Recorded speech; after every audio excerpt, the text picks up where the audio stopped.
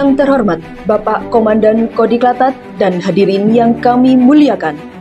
Pada kesempatan ini, izinkan kami mempersembahkan sebuah demonstrasi yang mensimulasikan berbagai karya inovasi dari hasil tugas akhir dan penelitian para mahasiswa dan dosen yang dirancang dalam sebuah simulasi tempur. Dalam simulasi ini, kami mencoba menggambarkan bagaimana sebuah hasil karya inovasi dan penelitian teknologi dapat diintegrasikan dalam sebuah tugas operasi.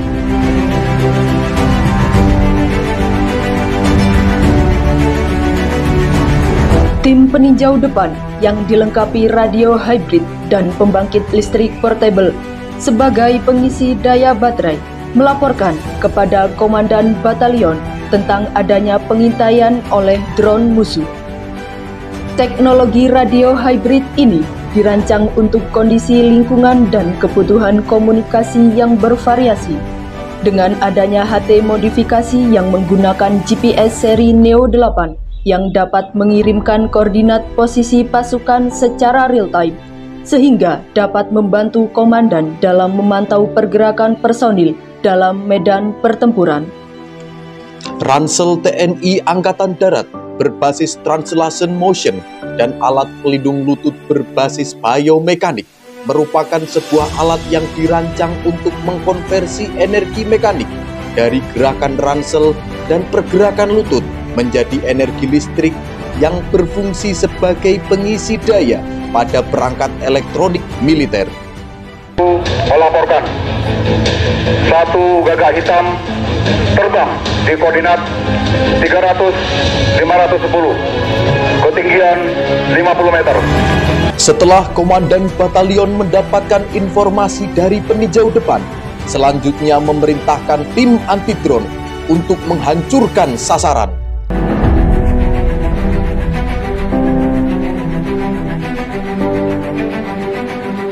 Untuk mempercepat pergerakan, tim anti-drone menggunakan kendaraan taktis listrik menuju lokasi untuk melakukan penghancuran drone lawan.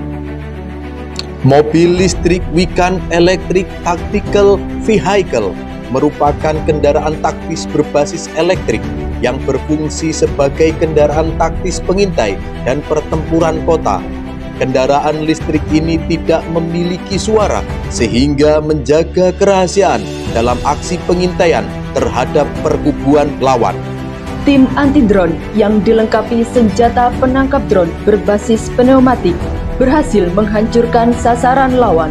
Senjata ini mampu menghancurkan drone pada ketinggian hingga 50 meter.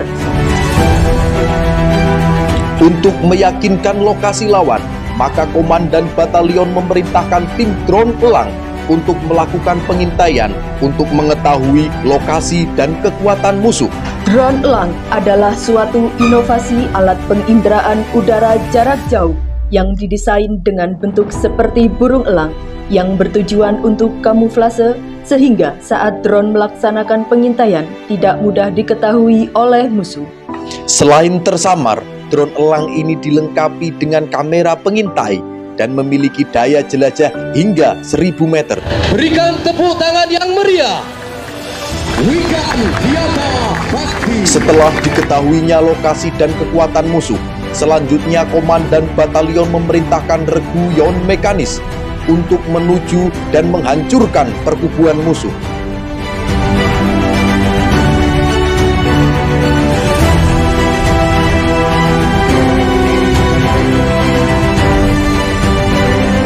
Pemasangan ranjau oleh musuh menyebabkan pergerakan batalion mekanis menuju sasaran mengalami kendala dikarenakan salah satu roda rampur Anoa terkena ranjau musuh.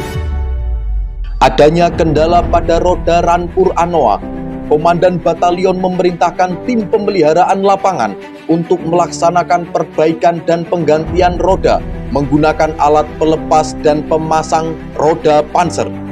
Alat pelepas dan pemasang roda panser adalah alat yang digunakan untuk membantu melepas dan memasang roda kendaraan tempur Anoa yang memiliki dimensi roda yang besar, sehingga proses pergantian roda dapat dilaksanakan dengan cepat. Alat ini bekerja dengan sistem hidrolik, sehingga mampu mengangkat beban lebih dari 1 ton dan bisa dioperasikan oleh 4 orang. Kendala pada kendaraan bukan menjadi penghambat bagi regu senapan untuk melaksanakan serangan untuk menghancurkan lawan. Ambon. Di sini Ambon 2. Permintaan bantuan tembakan. Sudut kompas 820 dari TD. Kanan 500, maju 5000. Laksanakan penembakan. Setelah Komandan Batalion menerima permintaan bantuan tembakan dan diketahui sasaran dilengkapi kendaraan lapis baja, maka Komandan Batalion memerintahkan tim drone bomber memberikan bantuan tembakan. Drone bomber adalah inovasi alutsista yang didesain untuk memberikan bantuan dari udara dalam pertempuran yang dilengkapi dengan roket anti-tank dan bom yang dijatuhkan dari udara. Alat ini menggunakan 2 mode pengendalian, yaitu manual dan autopilot. Dengan kesestabilan dan kesenyapan dapat menghancurkan musuh dari udara. Selain dilengkapi sistem deteksi kamera jarak jauh, drone ini juga dilengkapi dengan sistem peluncur roket anti-tank untuk menghancurkan sasaran lapis baja lawan. Drone bomber tidak hanya mampu meluncurkan roket anti-tank untuk menghancurkan sasaran lapis baja musuh. Drone ini juga dilengkapi dengan sistem pelontar bom untuk menghancurkan perkubuan lawan. Keterbatasan drone bomber untuk membawa bahan peledak. Selanjutnya, Komandan Batalion memerintahkan peleton mortir untuk menghancurkan perkubuan lawan. Pojok 1, pojok 2, mortir Sagrageni. Isian 5, elevasi 800. Laksanakan penembakan. Tembakan bantuan mortir dilaksanakan dengan menggunakan mortir latih kaliber 81 mm yang menggunakan sistem pneumatik. Mortir latih ini merupakan program Litbanghan Poltekkad tahun anggaran 2024 yang merevitalisasi mortir yang rusak berat atau afkir menjadi laras yang memiliki nilai guna untuk sarana latihan menembak mortir di satuan-satuan infanteri maupun di lembaga pendidikan. Dengan penambahan sistem pneumatik bertekanan tinggi, alat ini mampu melontarkan granat mortir sejauh 450 meter. Selain aman digunakan dan realistis, alat ini mampu menurunkan biaya latihan, di mana untuk 1 kali penembakan hanya membutuhkan biaya sebesar Rp1.500.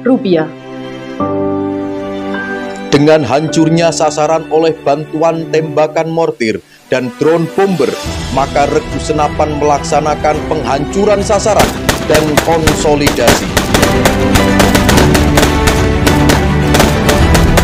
Pelaksanaan serangan mengakibatkan kerugian 1 orang prajurit terluka dan harus segera memperoleh pertolongan. Dengan adanya korban pada prajurit, selanjutnya Komandan Batalion segera memerintahkan tim kesehatan lapangan untuk mengevakuasi korban menggunakan ambulan lapangan.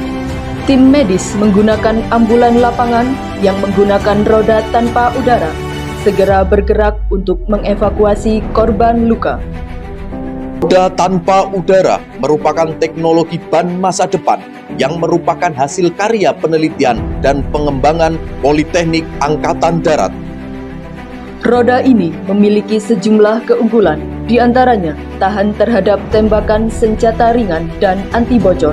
Selain untuk kendaraan taktis, pengembangan lebih lanjut, roda ini akan digunakan untuk kendaraan tempur TNI Angkatan Darat. Dengan alat pelepas roda ANOA, menyebabkan proses penggantian dapat dilaksanakan dengan cepat, sehingga kendaraan mampu melanjutkan perjalanan. Ambulan lapangan yang dilengkapi dengan sistem monitoring cairan infus berbasis digital digunakan untuk mendukung tugas tim medis dalam memberikan pertolongan pada korban luka di lapangan. Sistem monitoring cairan infus akan memberikan informasi secara otomatis jumlah tetesan cairan yang diberikan kepada korban. Informasi ini dapat dimonitor secara real-time guna menghindari resiko keterlambatan dalam penggantian cairan infus.